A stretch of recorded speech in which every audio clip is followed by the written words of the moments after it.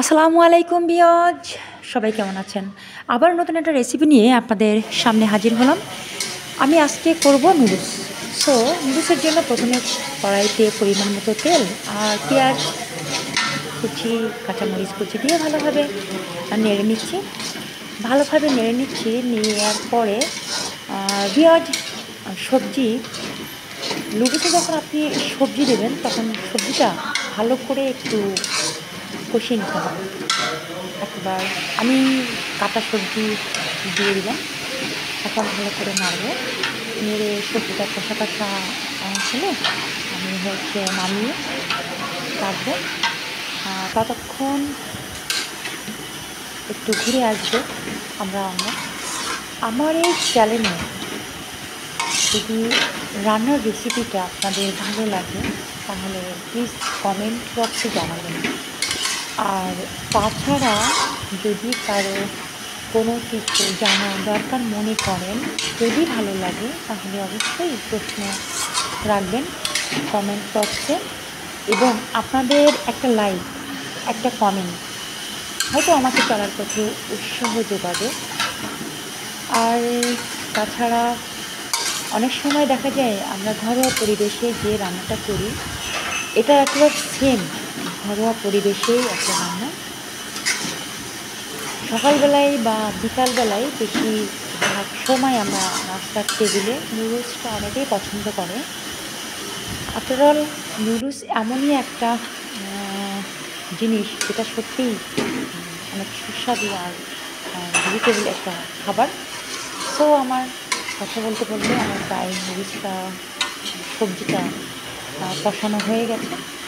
আমি একটু দেখছি যে নুডলসটা আসলে কেমন হয়েছে। মাছটা কেমন সেদ্ধ হয়েছে, আমার ওটা আসলে সেদ্ধ হয়ে গেছে। প্রথমেই কড়াইতে একটু পেঁয়াজ কুচি দিয়ে ভালো করে নেড়ে নিয়েছি। নিয়ে অন্য ধরে দিয়ে দিয়েছি সেদ্ধ করা নুডলসটা আমি ভালো করে নেড়ে নিচ্ছি, এবং সঙ্গে দিয়ে দিচ্ছি নুডলসের যে মশলা আছে ওটা আমি একটু পরিমাণ মতো ভালো করে মশলাটা এরকমভাবে আপনারাও চাইলে এরকমভাবে ছিটিয়ে ভালো করে ফ্রাই করে নিতে পারেন। তো আমিও ফ্রাই করে নিচ্ছি। ফ্রাই করা নুডলসটা যখন আপনার একটু বাদামি বাদামি কালারের হবে তখন আপনি আপনার যে তৈরি করে রাখা যেটা আছে সবজিটা দিয়ে ভালো করে নেড়ে নেবেন। দেখতে পাচ্ছি আমার নুডলসটা ফ্রাই হয়ে এসেছে। এভাবে 2-3 মিনিট মতো নাড়বেন বা 5 মিনিট নাড়া দিলে দেখবেন নুডলসটা একেবারে খাওয়ার উপযুক্ত হয়ে গেছে। সত্যি অনেক সুন্দর একটা ফ্লেভার পাচ্ছি আমি। আর আসলে নুডলসটা অনেক, তো আপনারা যারা অল্প করবেন তারা যদি পারেন টমেটো সস বা অন্য কিছু, আমি কিন্তু কিছুই দেইনি, হ্যাঁ, টমেটো সস বা আমি কোনো কিছু কেমিক্যাল ব্যবহার করিনি। যার প্রয়োজন পছন্দ সেই সসটা চাইলেই ব্যবহার করে খেতে পারে। আমি একেবারে ঝরা করে করেছি।